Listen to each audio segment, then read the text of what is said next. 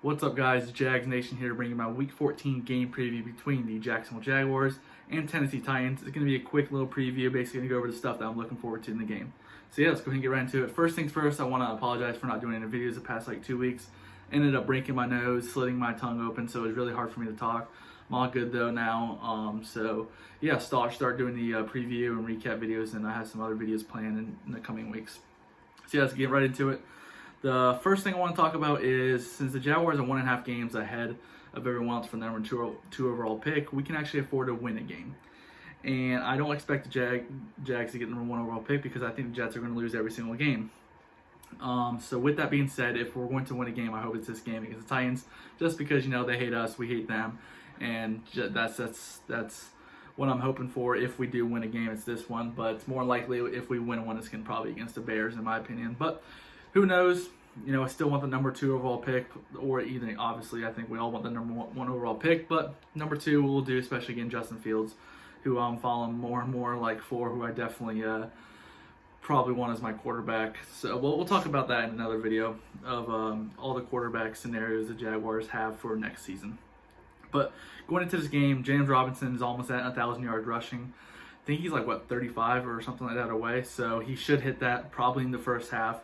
He did fairly well against the Week 2 matchup against the Tennessee Titans. I think he ran over 100 yards. He had a touchdown. So definitely looking forward to seeing him get over that 1,000 yards and just watching him continue to grow and get better each and every week and continue getting that Pro Bowl. Hopefully he become a Pro Bowl player this year. I think he will. I think a lot of people, you know, they like him, especially for fantasy purposes, but just going undrafted, it's a good story, and breaking all these records and stuff like that. The other thing is, I want to see Colin Johnson get more involved. The past 2 weeks, he's played very, very well. He had a touchdown against the Cleveland Browns, and then last week he had a few nice contested catches down the sideline. So he's definitely becoming another target for the quarterbacks, and also for next year. Get him more playing time for next year. He is more comfortable in rotation.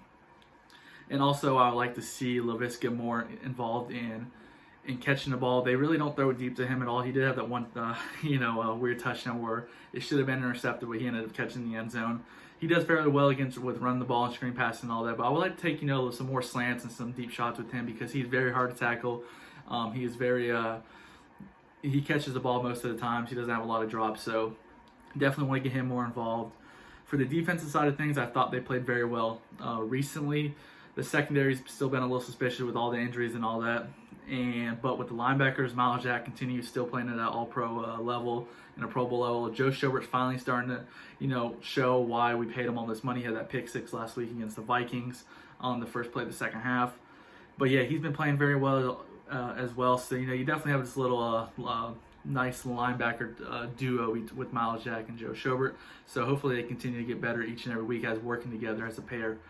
For the defense line, I thought they're continuing to get more and more pressure each and every week. I feel like now as the season gets, towards the end, they're actually, playing a lot better. DeJuan Smoot had a very good game. I think he had 2 or 2.5 sacks last week against the Vikings. I think he's on 4.5 on the year.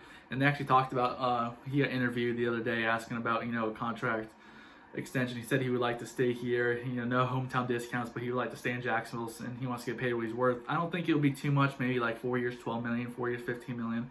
Because won't be a starter. He'll be more of a rotational player, but someone that can get 4 to 7 sacks a year as a rotational player is very good on the defensive line. And he's decent at the run, more so, more effective as a pass rusher.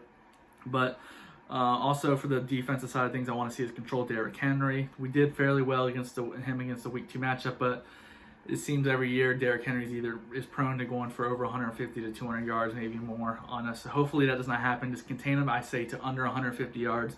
I think that's a win. And also, our secondary is going to have our hands full with that A.J. Brown, very good wide receiver, second-year wide receiver.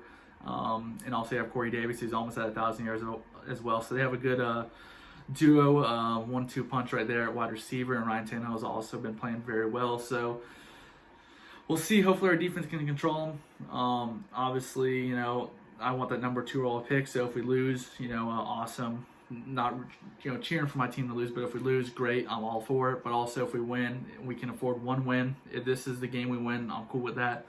But, more likely I do think we're end up probably losing, but I think it's going to be a lot closer than what people think. Probably maybe 30 to 23, 30 to 24. We kept it very close a lot of games the past few games. Actually, the past like 4 out of 5 besides the Steelers game that was atrocious. Don't really want to talk about that. But yeah, so I mean that's basically my little game preview. We'll see what happens. I'll probably put the recap up either right after the game, more likely not. I usually do my recaps Monday or Tuesday, where I can actually go back and rewatch some of the highlights and rewatch some of the film and have a better breakdown and stuff like that. So yeah, any Titans fans that watch this, I guess good luck on the game, good luck on the rest of the year. But yeah, overall, go Jags, and we'll see what happens.